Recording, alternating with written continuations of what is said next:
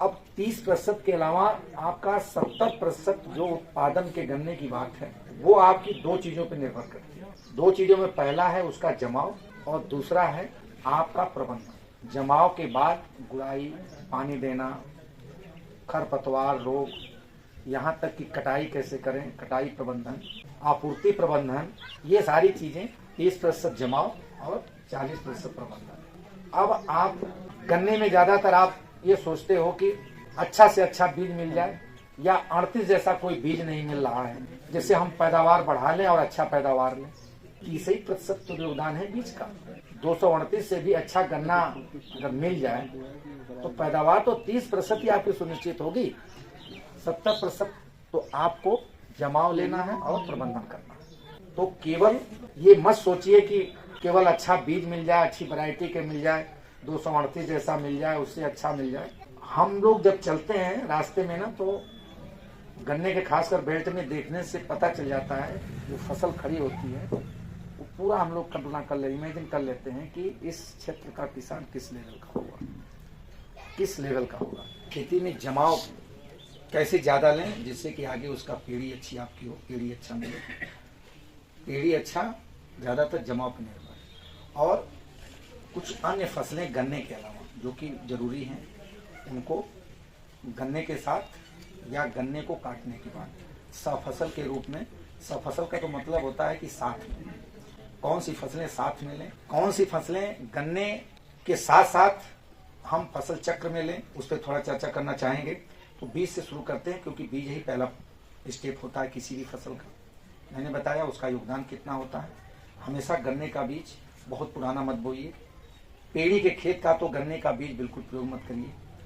कोशिश कीजिए कि अगर आपके पास अच्छा बीज पर्याप्त है तो नीचे का बीज न बोएं, नीचे का पोर्शन आधे से ऊपर का ही प्रयोग करें, क्योंकि कारण होता है जितना ऊपर का बोओगे उसमें ग्लूकोज होता है, वही जमाव उसी से होता है। नीचे जितना जाओगे चीनी ज्यादा होती है, जमाव कम होता है। ठीक है।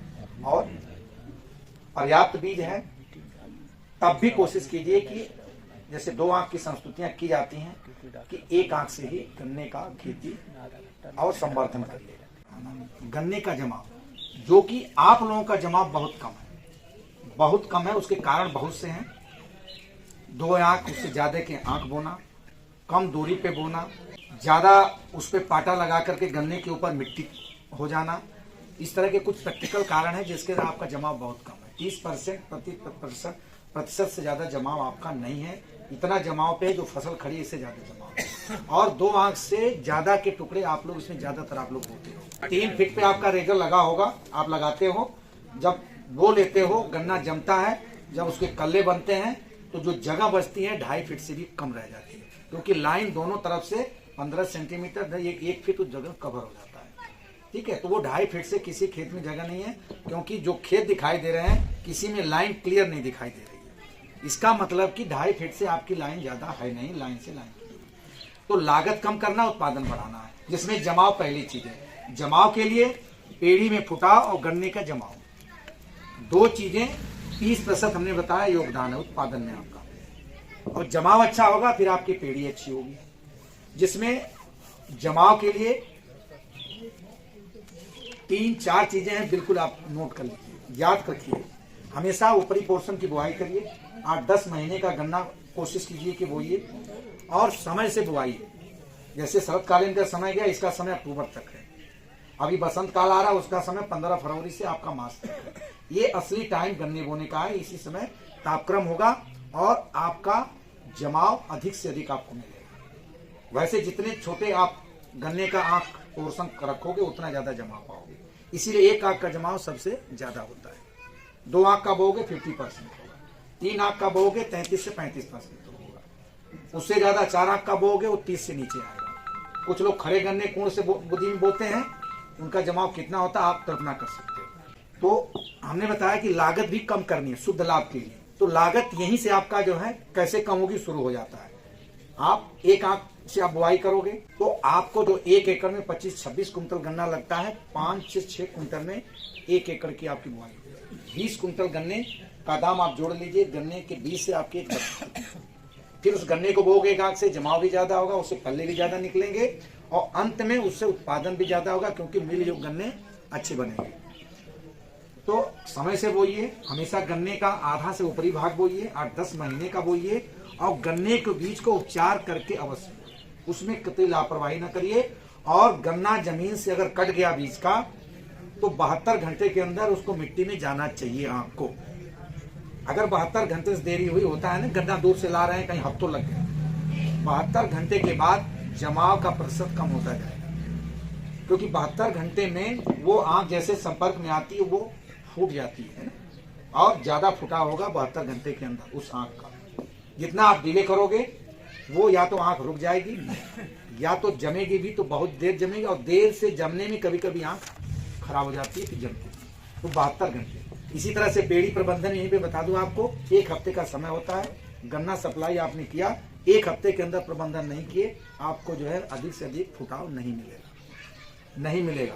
केवल किस्म में मत जाइए कि केवल किस्म मिल जाए तो हम गन्ने की पैदावार 80 कुंटल 38 टन लेने लगे। तो लागत में पहला चीज है बीज को बचाइए और टेक्नोलॉजी तकनीकी को अपनाइए। अब जब हम तकनीकी की बात करेंगे तो सबसे प्रमुख चीज है गन्ने की बुआई की विधि क्या है। आपकी जो विधि है बहुत पुरानी विधि, उससे कुछ नहीं होना। अब जो किस्में हैं न तो उनकी पूरी जड़ें बनेगी, न वो गन्ना हाइट लेगा, न उसमें वजन आएगा। हमारी जितनी किस्में हैं जो आपके सामने हैं, जो आप लोग जानते हो, या इस किताब में जो मिला है लिखा है, चीनी कितनी होनी चाहिए, वजन कितना होना चाहिए, उपज कितनी होनी चाहिए, हाइट कितनी होनी चाहिए, कल्ले निकलते हैं कि नहीं, पेड़ी होगी कि नहीं, ये सारी टेस्ट करके गन्ना आयुक्त महोदय वैरायटी निकालते हैं। ये असंभव है कि आपके खेत पे आकर के 14 कोई वैरायटी वो जो है आधी हाइट की हो जाए। इसका मतलब आपका प्रबंधन ठीक नहीं है, कहीं न कहीं आपके प्रबंधन में कमी है। चाहे वो टाइम जो उसकी बुआई का समय है वो आप पालन नहीं कर रहे हो, या उचित गहराई चाहिए वो पालन है, या उसमें पोषक तत्व कब कितना देना है वो आप पालन नहीं हो रहा है। किसी भी किस्म की हाइट कम नहीं है, वजन कम नहीं है। अभी पीछे से दादा आके उठ के कहे कि क्या सारी वैरायटी मिल जाएगी। गन्ने की दुनिया और गन्ने का सिस्टम सारी फसलों से बहुत बड़ा सिस्टम है।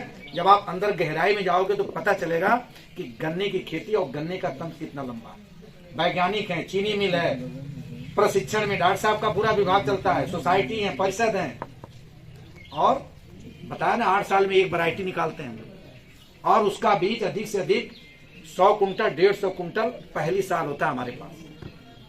25 लाख किसान हैं, 25 लाख उत्तर प्रदेश के किसान हैं गन्ने के, और लगभग 23-24 लाख हेक्टेयर एरिया बनी रहती है। इतनी एरिया के लिए 150 कुंटल गन्ना संभव है। हम वैरायटी निकालते हैं 8 साल में, कहते हैं कि जल प्लावन के लिए ये बोइए, ऊसर मिट्टी ये बोइए, सामान्य दशा के लिए ये बोइए, देर की कंडीशन में ये बोइए। पालन करते हो आप लोग? केवल किस्म मिल जाए, सारी किस्म मिल जाए। 118 बो रहे, आपके खेत में 118 ज्यादा दिखाई दे रहा है। ये मोटे पेड़ का पाटा चला रहे हो। डॉक्टर बक्सीराम साहब से पूछिए, जितनी कम मिट्टी रखोगे बोते समय भी, और कल्ले बनते समय जो 3 महीने का समय है, अप्रैल मई जून, कोशिश कीजिए कि उसके जड़ के पास मिट्टी ज्यादा पहुंचे ना, फिर उसमें कल्ले निकलेंगे। उसकी भी पेड़ी वही होगी जो अन्न की है। सारी वैरायटी निकलती है, पेड़ी के लिए भी निकलती है। ये 1 साल 2 साल आपकी पेड़ी भी उससे अच्छी होगी। तो ये चीजें हैं जो आप कर सकते हो। बुआई की विधि में 3 साल में आप अपने खेत की एक बार गहरी जुताई अवश्य करें। गहरी जुताई अवश्य करें। 50 कुंटल बीघा से ऊपर पैदावार लेनी है तो गारंटी के साथ कह रहा हूँ, गहरी जुताई 3 साल गन्ने की खेती के लिए जरूरी है। 1 फीट के घेरे में गन्ने का ठूंठ, गन्ने की जड़ें विकसित होती हैं। अब गन्ने का टुकड़ा कम से कम 1 फीट गहरी जुताई आप कर लेते हो तो 20 से 25 सेंटीमीटर के बीच आप बुआई करोगे तो टुकड़ा आपका बुआई हो सकती है। जैसा कि ट्रेंच विधि में कहा जाता है कि 1 फीट तो ट्रेंच खुलती है, लेकिन नहीं खुल पाती है, वो 25 से नीचे ही रहती है। और जो ट्रेंच में गन्ना बोते हैं, कई जगह हम लोग अच्छे ट्रैक्टर, अच्छे ट्रेंचर को देखे हैं तो 20-22 सेंटीमीटर तक अच्छे प्रोग्रेसिव किसान का गहराई हो पाती है। तो गहरी जुताई मतलब आप 1 फीट तक कर लेते हो, 3 साल में एक बार करो, हर साल न करो, तो ये जो जड़ें विकसित होंगी, बढ़ी जो लंबाई बढ़ेगी, कल्ले बढ़ेंगे, पेड़ी अच्छी होगी, ये सारी चीजें। और दूसरा चीज, गन्ने का एक बावल लो, उसकी एक पेड़ी तो अवश्य लो। अब कोशिश कीजिए जो कि 3 साल के गन्ने का हम लोग को उसका अवधि देते हैं कि 1 साल भावक है, 2 साल पीली। और जो आपका क्षेत्र है ट्रेंच विधि को ज्यादा बढ़ाइए, शरतकालीन गन्ने की बुआई बढ़ाइए। चीनी मिल जैसा कि 4 नवंबर को पता चला चल गई, उसमें नवंबर तक गन्ने की अगर कटाई आपकी हो जाती है तो उसकी पेड़ी में फुटाव अच्छा हो जाएगा। केवल दिसंबर महीना और जनवरी महीना 2 महीने में गन्ना बोना नहीं चाहिए, पेड़ी प्रबंधन नहीं करना चाहिए। नवंबर तक अगर आपकी बावक शरद गन्ना बोए कटाई होगी तो उसकी पेड़ी भी अच्छी होगी। और आपके स्वस्थ खेती और चीनी मिल को स्वस्थ चलने के लिए जितना शरतकालीन का एरिया बढ़ाएंगे और पेड़ी एरिया मिलेगी, वो चीनी मिल और धीरे धीरे पहले चलना शुरू कर देगी। और आपको जो ये गेहूं बोने की समस्या, अन्य फसलों की समस्या, ये सब फसल चक्र कंट्रोल हो जाएगा। तो कम से कम 3 साल के बाद फसल चक्र के लिए 1 साल उस खेत में गन्ने की फसल नहीं होना चाहिए। चाहे उसमें हरी खाद ले लो, कोई फसल लेना चाहो ले लो, गन्ने की नहीं होगी, अथवा फैलो छोड़ दो। जो काना बीमारी है, काना रोग, रेड राट, ये फसल चक्र से ही आप ज्यादातर प्रैक्टिकली कंट्रोल कर सकते हो। अन्यथा मैं जानता हूं जो गर्म पानी में उपचार है या दवाओं से उपचार है, आप कितना करते हो कितना कर लोगे। तो एक चीज ध्यान रखो कि हम 3 साल उसमें गन्ना रखें, 1 साल खेत को गन्ने से मुक्त रखें। रेड राट का सबसे बड़ा कंट्रोल होगा, क्योंकि मैंने बताया बीज से बीमारी जाती है और मिट्टी से जाती है, ठीक है। और बीमारी आपके खेत में जाती है, आपके पड़ोसी का भी चला जाता है, बहुत भयंकर बीमारी है। हमारा जो क्षेत्र है उत्तरी भारत का, यही बीमारी खतरनाक है। दक्षिण भारत में ये बीमारी नहीं खतरनाक, वहाँ उकठा विल्ट कहते हैं, वो बीमारी ज्यादा परेशान करती है। और इसका टेम्परेचर का जो हमारा तापक्रम है, जब हम गन्ना बोते हैं और गन्ना बढ़ता है उस समय टेम्परेचर ज्यादा होता है ना, और जो नमी मौसम में होती है वो उसके अनुसार बैलेंस नहीं रहती, इसलिए रेड राट की ज्यादा चांसेस रहते हैं। तो उससे आप बचाव कर सकते हो, उपचार कर सकते हो, लेकिन उससे बच नहीं सकते अगर आपने उपचार पहले से नहीं किया, क्योंकि वो बीमारी आ जाती है तो उसका ला इलाज है, कोई दवा नहीं है कि आने के बाद उसे कंट्रोल कर दे। उसको जलाना, उखाड़ के फेंकना, उसके बाद भी जो उसका जो बीमारी का रोग है, कारण है, वो मिट्टी में बना रहेगा। इसलिए 3 साल के बाद गन्ने से बिल्कुल मुक्त रखिए। एक बार गहरी जुताई करिए, ढैंचा कार्बनिक खेती, ऑर्गेनिक के रूप में ढैंचा हरी खाद अवश्य लीजिए। बुआई की विधि जमाव के लिए तो जरूरी है ही अच्छी विधि, ऐसी विधि को अपनाइए जिसमें गन्ने की गहराई में बुआई हो और लाइन से लाइन की दूरी बढ़े। आप समस्या ट्रेंच विधि तो हम लोगों ने संशोधित किया 84-85 में, और ये विधि 55-60 के आसपास ही ये जो है निकल गई थी। वो विधि इसलिए निकाली गई थी कि उस विधि से हमारा किसान खेती करेगा तो गहरी जुताई शुरू कर देगा, लाइन से लाइन की दूरी बढ़ा देगा, गहराई बढ़ जाएगी, जो कि दक्षिण भारत में पहले से की जाती है। इसलिए दक्षिण भारत हमसे आगे रहा, चीनी में भी, गन्ने उत्पादन में भी। अब हमको अडॉप्ट करना पड़ेगा, क्योंकि हमारी वैरायटी भी वैसी आ गई जो लंबाई की हैं, जड़ें उनकी ज्यादा विकसित होने वाली हैं, कल्ले ज्यादा निकलने वाले हैं। तो इसलिए गहराई और लाइन से लाइन की दूरी, ऐसी विधि का चयन करना है। अब आप पूर्ण विधि छोड़ोगे नहीं, रेजर से ही बुआई करोगे, ट्रेंच विधि को अपनाओगे नहीं। तो विधि का चयन ये भी जो क्षेत्र है उसके अनुसार कर। आपके क्षेत्र में ट्रेंच विधि बढ़ाते हो बहुत फायदेमंद रहेगा, जहां जल भरा होता है। और रिंग पिट विधि एक होती है जो कास्टली, उसमें लागत ज्यादा आती है, लेकिन इस क्षेत्र के लिए वो भी फायदेमंद है। ऊसर मिट्टी हो, जल भराव हो, उसमें रिंग पिट विधि अच्छी है। सामान्य दशा के लिए हम लोग कभी रिकमेंड नहीं करते कि रिंग पिट विधि से खेती करो, क्योंकि वो बहुत महंगी विधि है। और पहली साल तो आपको उसमें कल्ले निकलने नहीं देना है गड्ढे में। जितनी आप बोगे उतने गन्ने खड़े रखने, मिल योग गन्ने वही होंगे, उसी के ऊपर निर्भर है। तो सामान्य दशा में रिंग पिट कोई भी किसान न बोए। जहां जल भराव क्षेत्र है, आपका क्षेत्र है, आप ट्रेंच को बढ़ाइए, ट्रेंच विधि से बढ़ाइए और कम से कम 2 पेड़ी लीजिए। दूसरी क्या सावधानी इस क्षेत्र के लिए, जैसे 118 में बताया, कम से मिट्टी पर कल्ले बनते समय हो रहे बुआई के समय। ये हैवी पाटा को जो है बिल्कुल मत चलाइए गन्ने की खेती में, इस पाटे की बिल्कुल जरूरत नहीं है, कहीं ढीला नहीं बनेगा। मिट्टी आपकी थोड़ी सी क्ले लोम है, गन्ने के लिए सैंडी लोम बलुई दोमट होती है, ये चिकनी दोमट मिट्टी आती है। थोड़ा सा भी सूख गई तो और नहीं जुताई किए तो या लेट करे तो ढेले बन जाते हैं, लेकिन इतने ढेले नहीं। मैंने बहुत से खेत देखा, अगर आप ऐसे पाटा चलाते रहोगे और यही जुताई का आपकी गहराई है, आपकी पैदावार नहीं बढ़ेगी।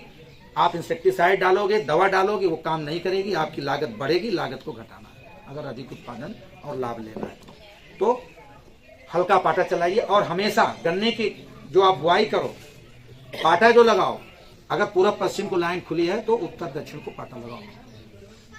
लाइन की दिशा में पाटा बिल्कुल मत लगाइए, क्योंकि आपके ट्रैक्टर चलेगा, पहिया भी उसी कोण में जाती है और मिट्टी भी ज्यादा आ जाती है। आप जब अपोजिट विपरीत दिशा में चलाओगे तो थोड़ा सा जंपिंग होगी, लेकिन उतना दिक्कत नहीं होगी, कम मिट्टी आएगी, जमाव बढ़ेगा।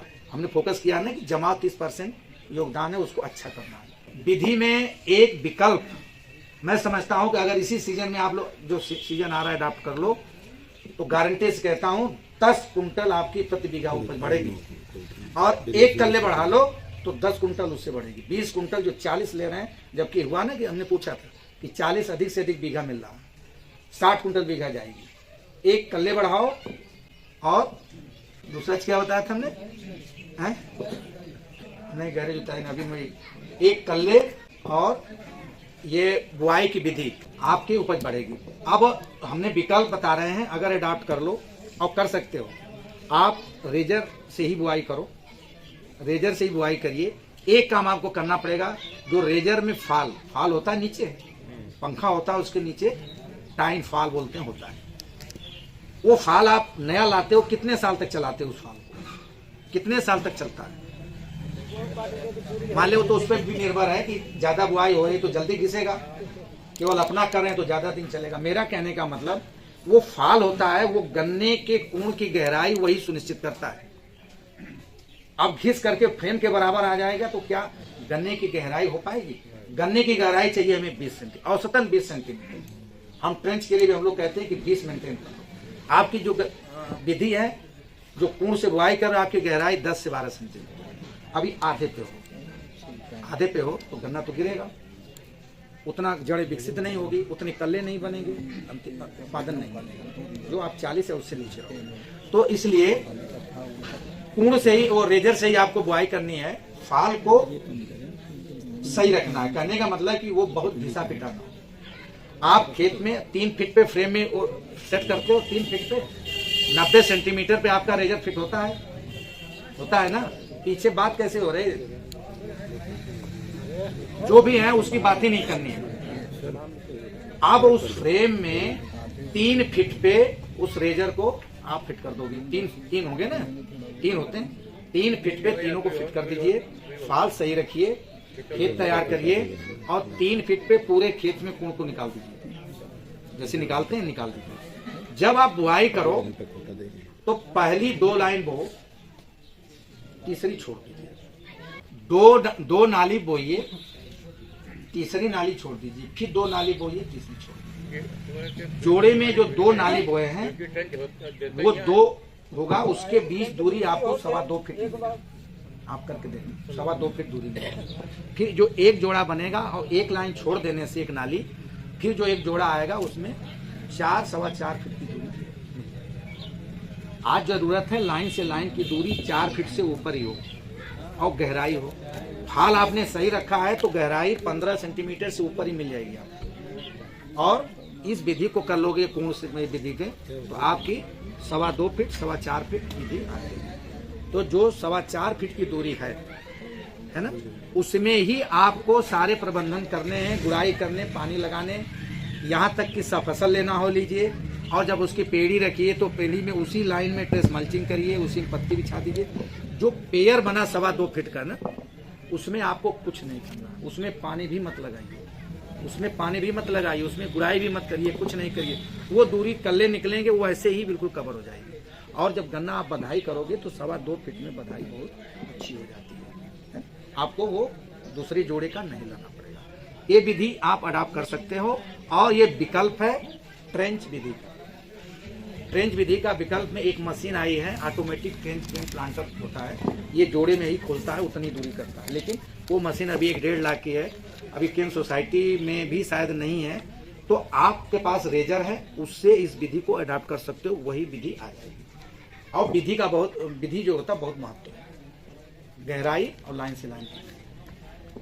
इस विधि से बीज हमने बताया, ट्राइकोडर्मा डॉक्टर साहब थे, उन्होंने चर्चा किया था। ट्राइकोडर्मा एक ऐसा फंगस का जैव उर्वरक है कह लीजिए, ये जरूरी है आपको, चाहे कोई फसल की खेती कर रहे हो, क्योंकि ये ट्राइकोडर्मा ये पाउडर जैसा होता है और 1 एकड़ के लिए 5 किलो अधिक से अधिक जरूरत पड़ती है। आप जब खेत तैयार करो गन्ने का फसल के लिए, गेहूं के किसी फसल के लिए, इतनी मात्रा लो, 2-2.5 कुंटल सड़ी गोबर की खाद हो, प्लेसमोड हो, कुछ भी ऑर्गेनिक सड़ा हो, मिला करके छीट दीजिए और हल्का कल्टीवेटर चला के लास्ट पाटा लगा दीजिए। और फिर आप चाहे गेहूं बो रहे हो चाहे गन्ना बो रहे, कून निकालिए करिए। तो ट्राइकोडर्मा मिट्टी में कार्बन बढ़ाने के लिए, गन्ने का उत्पादन बढ़ाने के लिए, रोग बीमारी से और मिट्टी के जितने अच्छे गुण हैं सब इससे ये तो ट्राइकोडर्मा ये बहुत जरूरी है।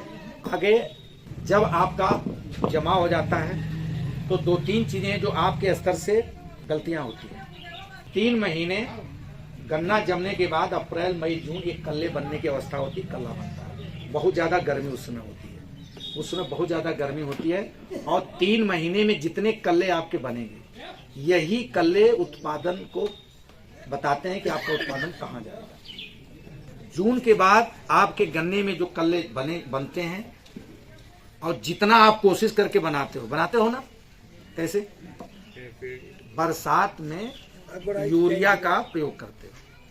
यूरिया जब फसल में डालते हैं तो बढ़वार बहुत तेज होती है। तभी अभी 13-235 और 15-023 के लिए कहा गया कि जितना उसका 1 डोज कम कर दीजिए। और यूरिया ऐसा चीज होता है कि कोई चीज जमाव को बढ़ाता है, तो कभी कभी इन प्रजातियों में आंख का फुटाव भी होने लगता है। 35 में ये समस्या शुरू में आई थी, जब ये चीज गोष्ठियों के माध्यम से किसानों को पता चला, यूरिया का 1 डोज मीन्स 50 किलो प्रति एकड़ कम कर दिया, उसका फुटाव रुक गया और एक विल्ट बीमारी शुरू हुई थी, सब कुछ खत्म होगी। आज पश्चिमी उत्तर प्रदेश में बढ़ती जा रही है यूरिया 13-235 की, तो अच्छी वैरायटी है उसमें यूरिया। तो यूरिया जो है आप बरसात में प्रयोग करते हो, जैसे बरसात शुरू होती है आप टॉप ड्रेसिंग करते हो यूरिया की, ये आपको बंद करना पड़ेगा, क्योंकि बरसात में कल्ले बनने नहीं देना है। ठीक है, ये नई चीज आप लोगों के लिए है ना। अभी तक तो आप बढ़ाते रहे ना, बढ़ता रहा। कल्ले जितनी बरसात में निकल जाए, जितना घना गन्ना हो जाए, आपको मालूम नहीं कि चीनी मिल सप्लाई करते हो या बीज में प्रयोग करते हो, वो जो कल्ला बरसात में निकला होता है 5 महीने 6 महीने का होता है। ठीक है, और जो आपके असली समय पे कल्ले निकले अप्रैल मई जून, उनकी बढ़वार को मार देता है, उनकी खुराक को लेता है, वो भी नहीं बढ़ते हैं और उसको तो बढ़ना नहीं है 5-6 महीने। जो गन्ने को 10 महीने से ऊपर का बढ़ना है वो कैसे 5 महीने बढ़ जाए। तो उनको चेक करना है, उनको बढ़ने नहीं देना है। उसके लिए उपाय है कि यूरिया का प्रयोग इस गोष्ठी में इतना तो कम से कम एक करिएगा कि बरसात में यूरिया का टॉप ड्रेसिंग बुरकाव नहीं करना। क्या करना, केवल छिड़काव करना है। 1 छिड़काव, 2 छिड़काव, 3 छिड़काव मशीनें आप करो, सबसे ज्यादा फायदा करेगा। जो कल्ले आपको पहले बने हैं वो भारी बनेंगे, वजन बढ़ेगा, हाइट बढ़ेगी, सब बढ़ेगा, उसकी पोरी बढ़ेगी। तो पहला काम है कि बरसात में यूरिया गन्ने में नहीं देनी है। जून तक जो यूरिया का है वो देंगे। जो इस समय गन्ना बोइए उसको 3 बार में यूरिया देंगे, टॉप ड्रेसिंग करेंगे। जो अभी सीजन आ रहा है उसमें 2 बार में करेंगे। और 50 किलो यूरिया प्रति एकड़ टॉप ड्रेसिंग के लिए जरूरी होती है। शरद काल के गन्ने के लिए आपको 150 किलोग्राम रखना पड़ेगा, 3 बोरी, और बसंत काल के लिए 2 बोरी। और बुआई के समय ये भी बहुत जगह ये है कि नहीं डालते हैं, बहुत से डालते हैं और डालते हैं तो बहुत ज्यादा डालते हैं। 40 से 45 किलोग्राम यूरिया प्रति एकड़ बुआई के समय जरूरी है। ये नहीं कि बाद में हम जमने के बाद दे देंगे, नहीं। वो जो यूरिया शुरू में देंगे कुंड में बुआई के समय, उसका मतलब अलग है, उसका फायदा अलग है। वो जमाव में भी फायदा करेगा। और जब कल्ले 1 महीने बाद बनना शुरू करेंगे गन्ना जमने के बाद, तो जड़ें जो निकली रहती हैं उनको मजबूत होने और तुरंत खुराक देके ज्यादा कल्ले बने, उसके लिए यूरिया जरूरी है ना, ये वो जरूरी है। तो 40 किलोग्राम 45 किलोग्राम बुआई के समय यूरिया जरूरी है। और डाई का प्रयोग कम करिए। बहुत ज्यादा प्रयोग करने से कई तत्व के उसमें कंपाउंड बन रहे हैं।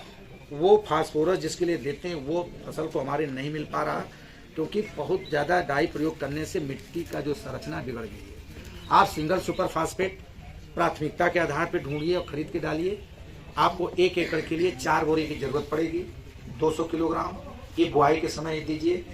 Potash 40 kilogram muriate of potash की जरूरत पड़ेगी 1 एकड़ के लिए। ये खाद बुआई के समय अवश्य दीजिए। एक मात्र कल्ला जो आंख जमती है वो 3 महीने में कोशिश करनी है कि कम से कम 7-8 मजबूत कल्ले वहां निकले हों। आपका क्या पोजीशन है, 2 या 3 होते हैं, इसलिए उपज 40 कुंटल बीघा है। वही 6-7 तक कल्लों को ले जाइए और कोशिश कीजिए कि 3 महीने में, जबकि टेम्परेचर ज़्यादा है, पानी ज़्यादा देना है और यूरिया का ज़्यादा प्रयोग उस समय करते हैं तो ये होता है कि गन्ना जलने भी लगे, क्योंकि यूरिया गर्मी देता है। तो उस समय थोड़ी थोड़ी यूरिया डालिए, टॉप ड्रेसिंग करिए, पानी लगाइए, गुड़ाई करते रहिए, तो वो कल्ले बढ़ेंगे। और कल्ले कितने बढ़ेंगे, 6-7 कल्ले एक जगह गन्ना जमा होना चाहिए। ये अभी से आप देखिएगा, ये बताया गया 2-3 से आपके ज़्यादा नहीं होते, इसलिए उपज पैदावार इस लेवल पे आती है। तो उन कल्लों को बढ़ाना है। गन्ना जमने के बाद कभी कभी होता है कि अभी कम जमा है, छोटा पौधा है, यूरिया हम बाद में दे देंगे, बाद में वही बरसात में ले जाते हो, पूरी बोरी बरसात में आपकी पड़ती है। गन्ना जमे, जैसे इस समय जाड़े वाला थोड़ा टाइम लेता है, 1 आध हफ्ते ज़्यादा लेता है, अभी गर्मी वाला जल्दी 25 से 30 दिन में सारा लाइन क्लियर हो जाती है। गन्ना चाहे कुछ 10-5% रह भी गया हो, आपको पहले यूरिया के टॉप ड्रेसिंग 50 किलोग्राम यूरिया प्रति एकड़ डाल देना आवश्यक होता है। पानी लगाइए और डाल दीजिए। ये नहीं देखिए कि अभी पूरा गन्ना जमा नहीं है और छोटा गन्ना है, नहीं, वही अवस्था शुरू हो रही है कल्ले बनने की, उस समय बहुत जरूरी है, उस समय बहुत जरूरी है। 50 किलोग्राम यूरिया आप प्रयोग कर दीजिए। 50 किलोग्राम यूरिया आपका बची हुई है, ये आप, गर्मी बढ़ती जाती है, मई जून, आप 2 बार 3 बार जितना आप डाल सको डालिए। और पानी जो लगाइए, है क्या कि बहुत ज़्यादा प्रभाव हमारे गन्ने की फसल पे पानी लगाने से होता है। आप कहोगे कि पानी से क्या नुकसान, आप इतना पानी भर देते हो कि पूरी रात ट्यूबवेल खुला रहता है आपके खेत। पानी इतना लगाइए कि 24 घंटे में ऊपर पानी नहीं दिखाई देना चाहिए, वो सोख ले मिट्टी, और किसी भी फसल में हो। आपको अगर 1 मिनट 2 मिनट अगर सांस रुक जाती है तो क्या स्थिति होती है, तो वो जड़ें हैं, उनको भी हवा चाहिए, इसलिए खेत में ज़्यादातर पानी भरा रहेगा तो हवा जो है उसमें अंदर जो जरूरी है वो नहीं पहुँचेगी, जड़ें मरेंगी, सड़ेंगी। तो इसलिए पानी भी कम दीजिए और हल्की हल्की यूरिया दीजिए। 3 महीने में कल्ले आपके बढ़ेंगे और बरसात में बिल्कुल यूरिया का प्रयोग बंद कर दीजिए। और जुलाई के महीने में, अगस्त के महीने में बढ़वार जैसे बरसात शुरू होती, बहुत तेज होती है गन्ने की, बहुत तेज होती है। अगर कुछ क्रियाएं जो जरूरी हैं वो आप नहीं करो तो शायद नहीं कर पाओगे। गन्ना या तो इतना बढ़ जाएगा, ट्रैक्टर से उसमें मिट्टी नहीं चढ़ा पाओगे, यहाँ तक कि छिड़काव नहीं कर पाओगे। तो जुलाई और अगस्त महीने में बहुत सावधानी रखिए। इसी महीने में आपको जो कर्षण क्रियाएं गन्ने में जरूरी होती हैं, और यही शुरुआत होती है रोग और कीड़ों के बढ़ने की। इसलिए बुआई के समय कीड़ों की दवा, इंसेक्टिसाइड का प्रयोग अवश्य करिए, क्योंकि कुछ कीड़े बोते समय जो आंख को खा जाते हैं या गन्ना जमता है, जड़ों को डिस्टर्ब करते हैं, जड़ें सूख जाती हैं, तो इंसेक्टिसाइड का प्रयोग करिए, अवश्य करिए बुआई के समय। फर्टेरा, रीजेंट, को इंसेक्टिसाइड, जिसके खेत में दीमक, इस साइड में तो जहाँ वाटर लॉगिंग एरिया दीमक की समस्या कम होती है, जहाँ बलुई दोमट या बलुई मिट्टी ज़्यादा है तो वहाँ पे दीमक, तो जहाँ पे बलुई दीमक की समस्या, क्लोरपाइरिफास दवा का प्रयोग कर लें।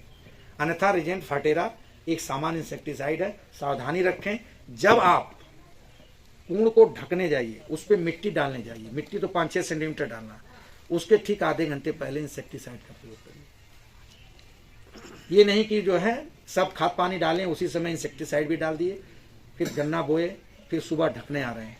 आधे घंटे पहले इंसेक्टिसाइड, कीटनाशी का प्रयोग होना चाहिए, अन्यथा 1% भी वो काम नहीं करेगी। जैसे आप मिट्टी के संपर्क में आती हैं, डालते हो, गैस बनना शुरू होती है, वही काम करती है।